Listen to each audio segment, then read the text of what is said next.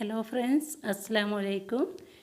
കണ്ണൂർ കിച്ചണിലേക്ക് എല്ലാ കൂട്ടുകാർക്കും വീണ്ടും സ്വാഗതം.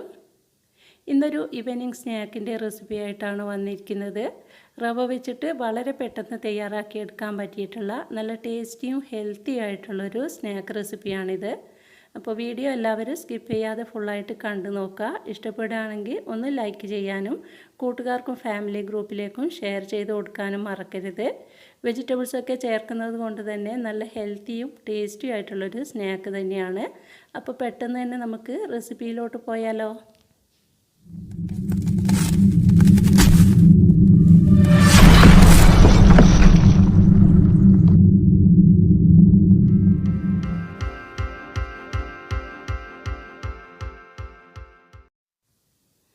ഞാനിവിടെ ഒരു കടായി അടുപ്പിൽ വെച്ചിട്ടുണ്ട്.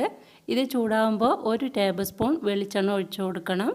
ഓയിൽ നന്നായിട്ട് ചൂടായി വരുമ്പോൾ ഒരു മീഡിയം സൈസിലുള്ള സവാള വളരെ ചെറുതായിട്ട് ചോപ്പ് ചെയ്തെടുത്തതാണ്, അതിട്ട് കൊടുക്കാം. ഇനി ഇത് നന്നായിട്ടൊന്ന് വഴറ്റിയെടുക്കണം. ചെറുതായിട്ടൊന്ന് വഴന്നു വരുന്ന ടൈമിൽ നമുക്കിതിലോട്ട് ഒരു തണ്ട് കറിവേപ്പിലയും അതുപോലെ എരിവിനാവശ്യമായിട്ടുള്ള പച്ചമുളകും ഇട്ട് കൊടുക്കാം. ഞാനിവിടെ ഒരു 3 പച്ചമുളകാണ് എടുത്തിരിക്കുന്നത്. അതൊക്കെ നിങ്ങളുടെ എരിവിനനുസരിച്ചിട്ട് ചേർത്ത് കൊടുക്കാം.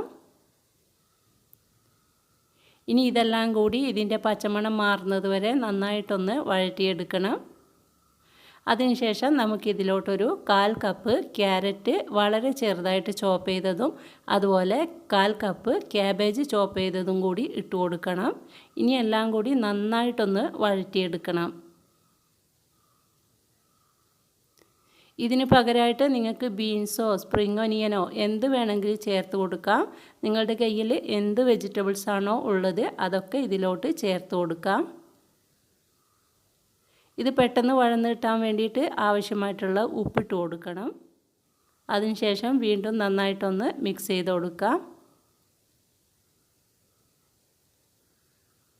ഒരു 2 മിനിറ്റ് നേരം ഇതുപോലെ നന്നായിട്ടൊന്ന് വഴറ്റിയെടുത്തതിന് ശേഷം നമുക്കിതിലോട്ട് ആവശ്യമായിട്ടുള്ള മസാലപ്പൊടികൾ ചേർത്ത് കൊടുക്കണം.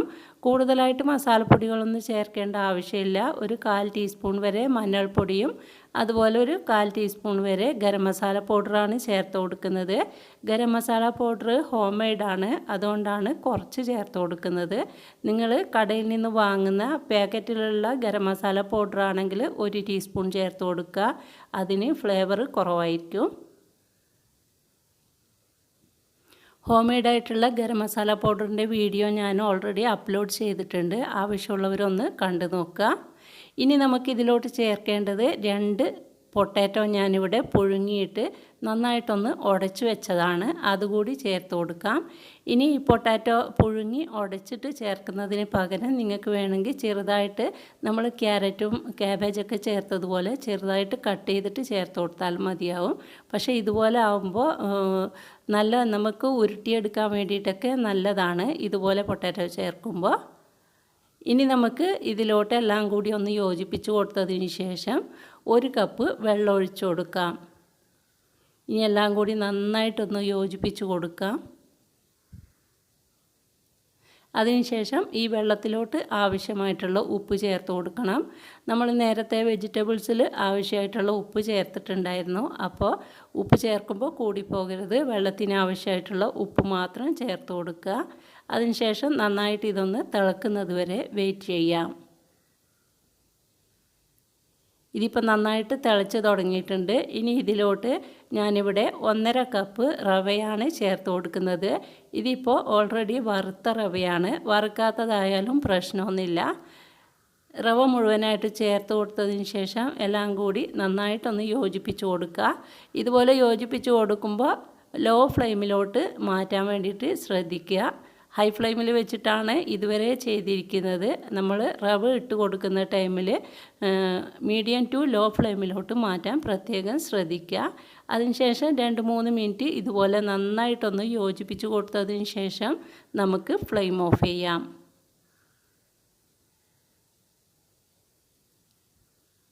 ഇനി നമുക്ക് സ്നാക്കായിട്ട് ഇതുപോലെ കഴിക്കുന്നുണ്ടെങ്കിലും കഴിക്കാം. പക്ഷെ ഞാൻ ഇതുപോലെയല്ല ഉണ്ടാക്കിയെടുക്കുന്നത്. അപ്പോൾ ഇത് ചെറുതായിട്ടൊന്ന് തണുക്കാൻ വേണ്ടി വെയിറ്റ് ചെയ്യണം.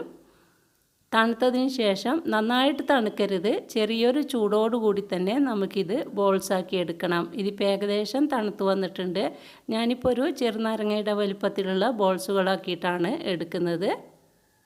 പെട്ടെന്ന് ഉരുട്ടിയെടുക്കാൻ പറ്റും, കാരണം നമ്മൾ പൊട്ടാറ്റോ ഒക്കെ ചേർത്തത് കൊണ്ട് തന്നെ നന്നായിട്ട് നമുക്ക് ഉരുട്ടിയെടുക്കാൻ പറ്റും, പൊട്ടിപ്പോവുകയൊന്നും ചെയ്യില്ല.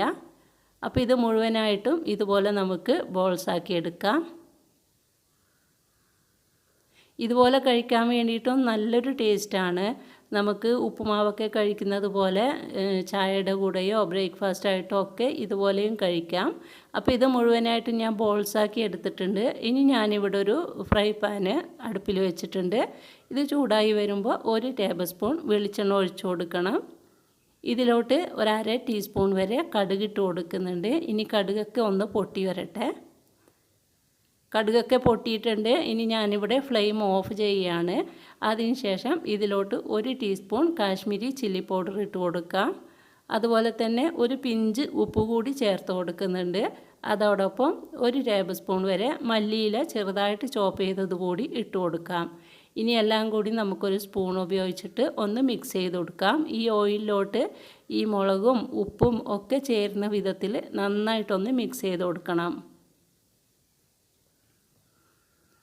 ഇതിപ്പോൾ എല്ലാം കൂടി യോജിച്ച് വന്നിട്ടുണ്ട്. ഇനി നമ്മൾ ബോൾസാക്കി വെച്ചിരിക്കുന്ന സ്നാക്ക് ഇതിലോട്ട് ഇട്ട് കൊടുക്കാം. ഞാനിപ്പോൾ ഫ്ലെയിം ഓൺ ചെയ്തിട്ടില്ല, ഓഫിൽ തന്നെയാണ് ഉള്ളത്. ഇട്ട് കൊടുത്തതിന് ശേഷം നമുക്ക് ഫ്ലെയിം ഓൺ ചെയ്തിട്ട് ഇത് അടുപ്പിലോട്ട് മാറ്റണം. അതിനുശേഷം നമുക്ക് ഇതുപോലെ പാൻ എടുത്തിട്ട് ഒന്ന് ഷേക്ക് ചെയ്ത് കൊടുത്താൽ മതി. അപ്പോൾ മസാലകളൊക്കെ ഈ സ്നാക്കിൽ പിടിച്ചോളും. കണ്ടല്ലോ, സ്പൂൺ വെച്ചിട്ട് ഇളക്കേണ്ട ആവശ്യമൊന്നുമില്ല. ജസ്റ്റ് ഇതുപോലെ ഒന്ന് മിക്സ് ചെയ്ത് കൊടുത്താൽ മാത്രം മതിയാവും. ഇതുപോലെ ഒരു 1-2 മിനിറ്റ് ഇടയ്ക്കിടെ മിക്സ് ചെയ്ത് കൊടുത്തു കഴിഞ്ഞാൽ നമ്മുടെ ടേസ്റ്റി ആയിട്ടുള്ള സ്നാക്ക് ഇവിടെ റെഡി ആയിട്ടുണ്ട്. നല്ലൊരു ടേസ്റ്റാണ്, ഞാൻ വെറുതെ പറയല്ല. ഒരു കട്ടൻ ചായയുടെ കൂടെയൊക്കെ കഴിക്കാൻ വേണ്ടിയിട്ട് പെട്ടെന്ന് തയ്യാറാക്കിയെടുക്കാൻ പറ്റിയിട്ടുള്ള സ്നാക്ക് തന്നെയാണ്. അപ്പോൾ നമ്മുടെ സ്നാക്ക് ഇവിടെ റെഡി ആയിട്ടുണ്ട്. ഞാനിതൊരു സെർവിങ് പ്ലേറ്റിലോട്ട് മാറ്റിയിട്ടുണ്ട്. കണ്ടല്ലോ, കാണുമ്പോൾ തന്നെ അറിയാലോ എത്രത്തോളം ടേസ്റ്റിയാണെന്ന്. അപ്പോൾ റവ വീട്ടിലുള്ളവർ ഇന്ന് തന്നെ ഒന്ന് ട്രൈ ചെയ്ത് നോക്കണം. ഉണ്ടാക്കി നോക്കുമ്പോൾ ഫീഡ്ബാക്ക് അറിയിക്കാനും മറക്കരുത്. അപ്പോൾ എൻ്റെ ഇന്നത്തെ ഈ സ്നാക്ക് റെസിപ്പി നിങ്ങൾക്ക് ഇഷ്ടമായിട്ടുണ്ടെങ്കിൽ എന്നും പറയുന്നത് പോലെ ഒന്ന് ലൈക്ക് ചെയ്യണം. അതുപോലെ നിങ്ങളുടെ വിലയേറിയ അഭിപ്രായം അറിയിക്കണം. കൂട്ടുകാർക്കും ഫാമിലി ഗ്രൂപ്പിലേക്കും ഈ ലിങ്ക് ഒന്ന് ഷെയർ ചെയ്ത് കൊടുക്കണം.